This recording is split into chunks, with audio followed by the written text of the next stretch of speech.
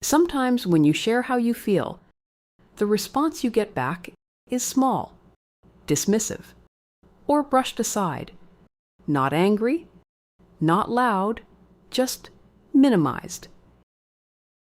If you've ever left a conversation feeling like your emotions were too much or like you shouldn't have brought them up at all, you're not imagining that. Something real is happening in that moment. Minimizing your feelings is when you express hurt, concern, or discomfort, and the other person shrinks it down. They might say, "You're overreacting. It's not a big deal. You're too sensitive. That didn't even happen. Why are you making this into something?" On the surface, it can sound calm, even logical, but underneath, your experience is being reduced instead of understood. Over time, this creates confusion. You start questioning yourself. You wonder if your reactions are wrong. You replay conversations in your head. You may even stop bringing things up at all, not because the issue is resolved, but because it doesn't feel safe to share. When your feelings are repeatedly minimized, you slowly learn to minimize them yourself. Everyone can dismiss something once in a while. We all have off days. But when minimizing becomes the usual response whenever you express emotion, that's a pattern.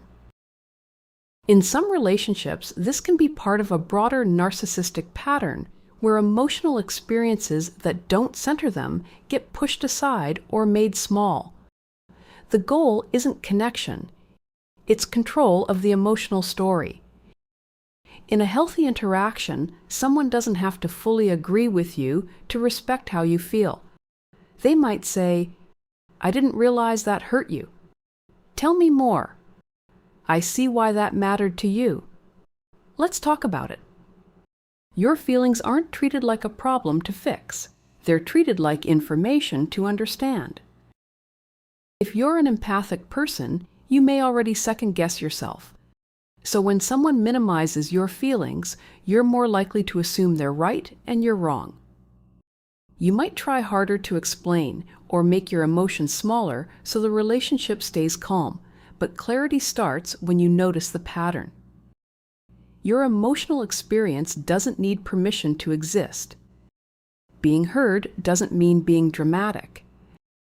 And having feelings doesn't make you difficult. Sometimes the issue isn't that your feelings are too big. It's that the space for them is too small. If this helped put words to your experience, like the video and subscribe to the channel. This channel exists to help you recognize narcissistic and manipulative patterns calmly, clearly, and without blame, so you can trust yourself again. In the next video, we're going to explain the pattern where they play the victim. Click here to watch.